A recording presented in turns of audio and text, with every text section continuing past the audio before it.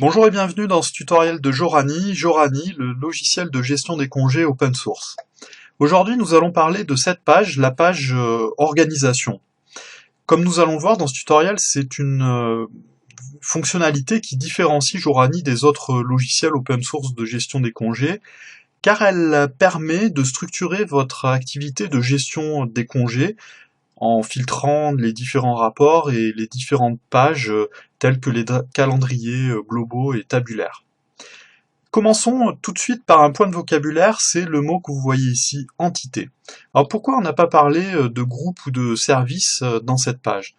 Eh bien parce que quand on a conçu le logiciel Jorani, nous n'avions pas d'a priori sur la manière dont vous alliez décrire votre organisation. En effet, dans la partie gauche de cet écran, vous voyez ici qu'il y a une structure arborescente. C'est la même chose que ce qui se passe sur votre disque dur. C'est organisé en dossiers, sous-dossiers, avec sur la partie droite l'équivalent de fichiers rattachés à ce dossier. Donc ce qu'on comprend bien ici, c'est que Jorani vous permet de décrire votre organisation, mais de la manière dont vous voulez. C'est-à-dire que dans cet exemple, j'ai décrit mon organisation en une société décomposée en directions, elle-même décomposée en services, et peut-être décomposée en équipes de travail. Mais vous pouvez très bien utiliser cette page d'organisation pour décrire des groupes d'employés. En fait, vous faites ce que vous voulez. Vous pouvez modéliser votre organisation, votre manière de travailler, de regrouper vos employés d'une manière qui correspond à vos habitudes de travail. Donc, comme je disais ici, j'ai dans la partie gauche décidé, moi, d'utiliser un découpage en direction et service. Et là, j'ai rattaché à cette entité, en l'occurrence le service marketing, moi-même, l'utilisateur, l'employé Benjamin Ballet. Alors, je peux maintenant expliquer le fonctionnement en fait de ces deux boutons attacher et détacher. Bon, détacher c'est simplement le fait de sélectionner cet employé et de le détacher de l'entité, tout comme je peux faire l'inverse, c'est-à-dire choisir de rattacher l'utilisateur voilà, à l'entité marketing. Maintenant je peux très bien sélectionner notre entité, ici logistique, et je vais de nouveau attacher le même employé, c'est-à-dire moi-même, Benjamin Ballet, à ce service marketing. Et là, c'est intéressant de constater ce qui s'est passé. Là, j'ai sélectionné l'entité logistique. Maintenant, si je reviens sur marketing, eh bien, on voit que le fait d'avoir attaché l'employé Benjamin Ballet au service logistique a détaché cet employé du service marketing. Parce que lorsque vous attachez un employé voilà, à une entité, ça détache l'éventuelle ancienne entité à laquelle il appartenait. Parce qu'un employé ne peut pas appartenir à plusieurs entités. Voilà. C'est la règle qu'il faut retenir à propos de cette page. Maintenant parlons du concept de superviseur. En fait, il y a beaucoup d'utilisateurs de Jorani qui n'ont pas vraiment compris ce qu'était le superviseur. Beaucoup pensent que c'est le chef de l'entité, ici ça serait le chef du service marketing. En fait, c'est pas exactement ça. Ça pourrait très bien être le chef du service marketing, hein, il n'y a pas de souci, comme je disais, vous pouvez vous organiser comme vous voulez avec cette page. Non, en fait, le but de cette fonctionnalité superviseur, c'est que l'employé que vous désignez ici John Doe comme superviseur du service marketing recevra une copie des emails d'acceptation ou de rejet des demandes de congé. Alors ce superviseur, qu'est-ce que ça pourrait être? En fait, dans la pratique, ça pourrait être par exemple le responsable des ressources humaines, si vous voulez qu'il soit en copie de toutes les demandes acceptées et rejetées par les managers. Ça pourrait être aussi quelqu'un en charge du planning dans votre société, parce qu'il est important dans ce cas-là qu'il soit au courant en temps réel des demandes acceptées et rejetées, de manière à mettre à jour le planning de présence des employés. Voilà, c'est tout ce qu'il y avait à dire à propos de la page organisation. Comme vous avez vu, c'est très simple. pour affecter et rejeter, pour attacher et détacher des employés à des entités. C'est aussi très simple de créer une entité, voilà, simplement en cliquant, de la renommer en quelques clics. Voilà, c'est très simple.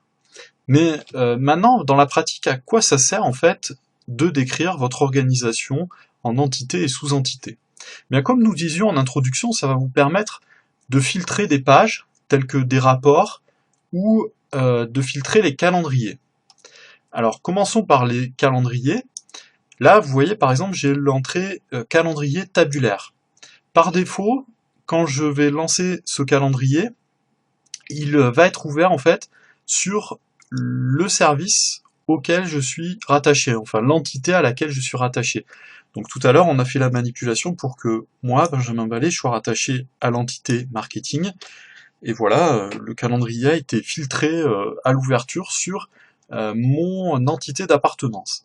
Mais je pourrais très bien vouloir choisir une autre entité, comme par exemple regarder les congés de toutes les personnes de ma société. Donc je sélectionnerai dans ce cas-là l'entité racine, ma société, j'inclurai toutes les sous-entités, j'exécuterai, et là, je verrai les congés de tous les employés de ma société.